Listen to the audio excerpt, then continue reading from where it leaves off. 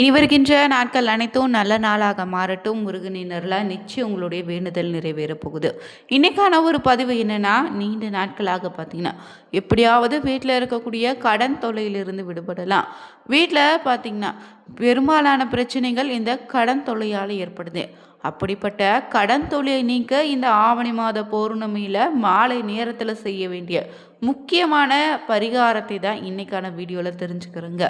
மேலும் இந்த ஆவணி மாத பௌர்ணமி நாளிலே பார்த்தீங்கன்னா சந்திர கிரகணம் இந்த ஆண்டிற்கு கடைசியாக ஏற்பட்டிருக்கு. இந்த ஆண்டு கடைசி சந்திர கிரகணத்தை பற்றி முழு விவரத்தையும் மேலும் பார்த்தீங்கன்னா சந்திர கிரகணத்தின் போது என்ன மாதிரியான விஷயங்களை செய்யக்கூடாது, கிரகண காலத்தில் எந்தெந்த பகுதிகளில் பார்த்திங்கன்னா தென்பட்டிருக்கு, மேலும் இந்த ஆவணி மாத பௌர்ணமியில் எப்படி நம்ம தீபம் ஏற்றி வழிபட்டால் நம்முடைய பிரச்சனைகள் விலகி வீட்டில் செல்வ செழிப்போடு வாழலான்னு தெரிஞ்சுக்க வீடியோவை முழுமையாக பாருங்கள். மேலும் நீங்கள் புதியவராக இருந்தீங்கன்னா சேனலை சப்ஸ்கிரைப் பண்ணிவிட்டு கூடவே இருக்க பெல் பட்டனை கிளிக் பண்ணிக்கோங்க.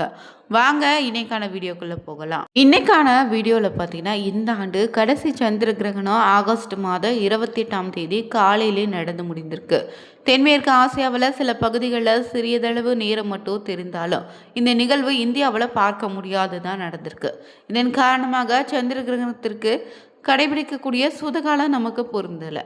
அது மட்டும் இல்லை, இந்த கிரகண நிகழ்வானது பார்த்திங்கன்னா காலை 6:53 மணிக்கு தொடங்கி பகுதி சந்திர கிரகணம் 8:03 பார்த்திங்கன்னா அடைந்திருக்கு. உச்ச நிலைன்னு சொல்லக்கூடிய கிரகணத்தின் நிலையானது 9:42 மணிக்கு ஏற்பட்டிருக்கு. ஆனால் நிறைவடையக்கூடிய நேரமாக 12:30 மணிக்கு இந்த கிரகணம் முடிவடைந்திருக்கு. இந்திய நேரப்படி பகல் பொழுதில் ஏற்பட்டு இருப்பதால் சந்திரனின் இந்த கிரகண நிலையானது இந்தியாவில் பார்க்க இயலாத நிலையில தான் இருந்திருக்கு. இந்தியாவில் கிரகணம் தெரிந்தால் நம்ம சூதகாலம் கடைபிடிக்கலாம். ஆனால் இந்த சந்திர கிரகணம் நிகழ்வது இந்தியாவில் தெரியாது என்பதால் இந்த நேரத்தில் வழிபாடு சுப காரியங்களுக்கு எந்தவித தடையும் இல்லைங்க. அதே போல் இந்த கிரகண காலத்தில் எந்தெந்த பகுதிகளில் பார்த்தாங்கன்னு பார்த்தீங்கன்னா, கிரகணத்தின் சில பகுதிகளையாவது பார்க்கக்கூடிய இடங்களாக ஐரோப்பா, ஆசியாவின் மேற்கு, ஆப்பிரிக்கா, வட அமெரிக்கா, தென் அமெரிக்கா, பசிபிக், அட்லாண்டிக், இந்திய பெருங்கடல், அண்டார்டிகா பகுதிகளில் காண முடியாத சூழ்நிலைங்க. அதுவும் தென்மேற்கு ஆசியாவில் பாகிஸ்தான், தெற்கு ஆப்கானிஸ்தான் போன்ற இடங்கள்லையும் பார்த்திங்கன்னா மங்கலான பார்த்திங்கன்னா பிறகு ஆரம்ப நிலையிலான சந்திர கிரகணத்தை மட்டும் பார்த்துருக்காங்க. இந்த சந்திர கிரகண நேரத்தில் பார்த்திங்கன்னா இறைவனை நினைத்து தியானித்திங்கன்னா உங்களுக்கான பலனும் இரட்டிப்பாக கிடைக்குங்க. அது மட்டும் இல்லை, இந்த நேரத்தில் பார்த்திங்கன்னா தான தர்மங்கள் செய்வதும் சந்திர கிரகணம் முடிந்த பிறகு வீட்டை சுத்தம் செய்து வீட்டு பூஜை அறையில் தீபம் ஏற்றி வழிபட்டிங்கன்னா சிறப்பான ஒரு பலன் உண்டுங்க. இந்த ஆவணி மாத பௌர்ணமி நாள் தாங்க தெய்வீக சக்திகள் அதிகம் நிறைந்திருக்கக்கூடிய நாளாக இருப்பதால் விரதம் இருந்து குலதெய்வத்தையும் மற்ற தெய்வத்தையும் நீங்கள் வழிபட்டிங்கன்னா உங்களுடைய சந்ததிகளுடைய நலம் பெருகிடுங்க. குறிப்பாக இந்த நாளில் பெண் தெய்வ வழிபாடு ரொம்பவே அதிகப்படியான பலனை உங்களுக்கு கொடுக்கும். தொடர்ந்து நீங்கள் 12 பௌர்ணமிகளில் பார்த்தீங்கன்னா விரதம் இருந்து வழிபட்டு வந்தீங்கன்னா நிச்சயம் உங்கள் வாழ்க்கையில் எல்லா விதமான ஐஸ்வர்யங்களும் பெற முடியும். நீங்கள் இந்த நாளில் செய்ய வேண்டிய தெய்வ தரிசனம், தெய்வ வழிபாட்டுக்கு சக்தி அதிகம் உண்டுங்க. மற்ற நாட்களை செய்ய வழிபாடுகளை விட இந்த பார்த்திங்கன்னா மாதங்களில் வரக்கூடிய பௌர்ணமி, அமாவாசை நாட்களில் வழிபாடு செய்வது ரொம்பவே சிறப்பான சக்தியை அதிகம் தரக்கூடிய நாளாக இருக்குது. அதிலும் சந்திரனின் ஆதிக்கம் அதிகம் உள்ள பௌர்ணமி நாளில் கிரிவலம் செல்வது, வீட்டிலே விளக்கேற்றி வழிபாடு செய்வதும், சத்யநாராயண பூஜை செய்வதும் வழிபட்டிங்கன்னா நிச்சயம் அதற்கான பலனும் உங்களுக்கு 2 மடங்காக கிடைக்கும். இந்த நிகழ்கால எல்லாமும் பார்த்திங்கன்னா விழா காலம்னு சொல்லுவாங்க. அதே போல் ஒவ்வொரு மாதத்தில் வரக்கூடிய பௌர்ணமிக்கு ஒவ்வொரு விதமான சிறப்பு உண்டு. இந்த பௌர்ணமி நாளில் பொதுவாக விரதம் இருந்து வழிபாடு செய்திங்கன்னா அனைத்து விதமான செல்வ நலன்களும் வீடு தேடி வருங்க. அதே போல் ஆவணி மாதத்தில் வரக்கூடிய இந்த பௌர்ணமி நாளில் விரதம் இருந்து வழிபட்டிங்கன்னா நிச்சயம் தடை நீங்கும். கணவன் மனைவி பிரச்சனை நீங்கிடும். பிரிந்த கணவன் மனைவி ஒன்று சேர்வீங்க. வரா கடன் வசூலாக. ஒவ்வொரு கிழமையிலும் வரக்கூடிய பௌர்ணமி வழிபாட்டுக்கு ஒவ்வொரு விதமான பலன் உண்டுங்க. அந்த வகையில் இந்த ஆவணி மாத பௌர்ணமி நாள் பார்த்திங்கன்னா ரொம்பவே சிறப்பாக அமைந்திருக்கு. இந்த நாள் ரக்ஷாபந்தன் விழாவோடு இணைந்து வந்திருக்குங்க. மேலும் இந்த சந்திர பகவான் தாங்க மனோகாரக. இந்த பௌர்ணமி நாளாக வழிபட்டிங்கன்னா மனதளவில் மட்டும் இல்லைங்க, வாழ்க்கையில் சிறப்பான ஒரு முன்னேற்றம் காத்திருக்கு. கடன் பிரச்சனையை தீர்க்கக்கூடிய இந்த ஆவணி மாத பௌர்ணமிக்கு அப்படி என்ன சிறப்புன்னு கேட்கலாம். ஏன்னா இந்த பௌர்ணமி நாளில் தாங்க ஆதி பராசக்தியான 16 வடிவங்களில் மகா திரிபுர சுந்தரியாக அருள்பாலித்ததாக சொல்லப்படுது. அதனால் பௌர்ணமி நாளில் அம்பிகை வழிபட்டிங்கன்னா கிரக தோஷங்கள் விலகிடும், பில்லி சூன்யம் ஏவல் போன்றவற்றை நீங்கிடுங்க. புதன்கிழமை இல்லைங்க, வியாழக்கிழமை இல்லை, வெள்ளிக்கிழமையில் அமைந்த இந்த பௌர்ணமி வழிபாடு பார்த்திங்கன்னா ரொம்பவே சிறப்பான ஒரு பலனை தருங்க. மகாலட்சுமியினுடைய அருட்கடாட்சத்தை தரும். வீட்டில் பார்த்திங்கன்னா பெருமாளினுடைய அருளையும் பெற்றுத்தரக்கூடிய அற்புதமான இந்த நாளுங்க.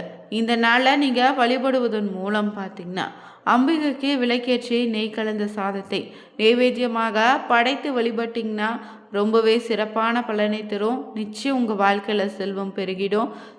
தீராமல் தொல்லை கொடுத்த வந்த கடன் பிரச்சனைகளும் தீருங்க. இந்த ஆவணி மாத பௌர்ணமி நாளில் மாலையில் விளக்கேற்றி வைத்து காயத்ரி மந்திரத்தை பாராயணம் செய்து வழிபட்டிங்கன்னா நிச்சயம் வீட்டில் செல்வ வளம் பெருகும். சந்திரனின் உதயமானதும் சந்திர தரிசனம் செய்துவிட்டு ஓம் க்ளீம் வம் சந்திர தேவாய நமக எனும் மந்திரத்தை 3 முறை சொல்லி வழிபட்டிங்கன்னா உங்களுடைய மனக்குழப்பத்திலிருந்து தெளிவடைவீங்க. மனதில் இருந்த பார்த்திங்கன்னா கஷ்டங்கள் அனைத்து விலகிடும். பொதுவாக பௌர்ணமி வழிபாடுன்னு பார்த்தீங்கன்னா வாழ்க்கையை மாற்றி தரக்கூடிய அற்புத வழிபாடுங்க. என்ன பிரச்சனை இருந்தாலும் இந்த பௌர்ணமி நாளில் வழிபட்டால் அது கண்டிப்பாக தீருங்க. குறிப்பாக பண தேவைகள் தீர்வதற்கு பௌர்ணமி வழிபாடு சிறந்த ஒரு வழிபாடுன்னு சொல்லுவாங்க. பௌர்ணமி தினம் சிவ வழிபாட்டிற்கும் சத்யநாராயண பூஜை செய்வதற்கும் ஏற்ற சிறப்பான நாள். ஆனால் இந்த நாளில் அம்பிகை வழிபாடு செய்வதும் ரொம்பவே சக்தி வாய்ந்ததாக இருக்குது. அப்படி நமக்கோல்ல நம்முடைய குடும்பத்தினருக்கோ இருக்கக்கூடிய பண பிரச்சனை தீர்வதற்கு இந்த பௌர்ணமி நாளில் என்ன செய்யலான்னு தெரிஞ்சுக்கலாங்க. வீட்டில் இருக்கக்கூடிய பெண்கள் நீங்கள் பௌர்ணமி தோறும் ஏதாவது ஒரு அம்மன் கோவிலுக்கு செல்ல வேண்டும். உங்கள் வீட்டு பக்கத்தில் இருக்கக்கூடிய அம்பாளின் கோவிலை தேர்ந்தெடுத்து வச்சுக்கோங்க.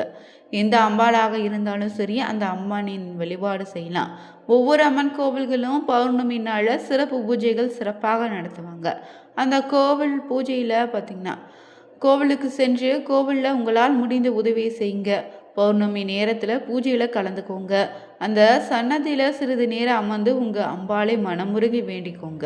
பிறகு பார்த்திங்கன்னா உங்களுடைய எந்த தேவை பூர்த்தியாக பணம் வேண்டும் என்பதை தெளிவாக அம்பாளிடம் சொல்லி வரங்களை கேட்டுக்கலாம். எந்த தேவைக்கு பணம் வேண்டும்னு சக்தி தேவியை மனமுருகி கேட்கலாங்க. பௌர்ணமி நேரத்தில் அம்பாள் சன்னதியில் அம்பாளை வேண்டி நீங்கள் கேட்கும் வரங்கள் நிச்சயம் உடனே கிடைக்கும். அதிலும் குறிப்பாக இந்த வழிபாட்டை பெண்கள் செய்யும்போது அதற்கு பலனும் 100% கிடைக்கும்னு சொல்லுவாங்க.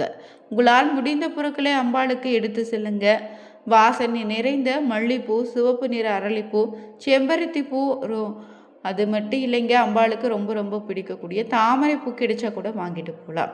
உங்களால் முடிந்த இனிப்பு பலகாரம் ஏதாவது ஒன்றை குறைந்த அளவில் வீட்டிலிருந்தே தயார் செய்து அம்பாளுக்கு நெய்வேத்தியம் செய்துட்டு அங்கே வரக்கூடிய பக்தர்களுக்கும் குழந்தைகளுக்கும் உங்கள் கையால் 4 பேருக்கு இந்த பௌர்ணமி நாளில் பிரசாதமாக கொடுங்க.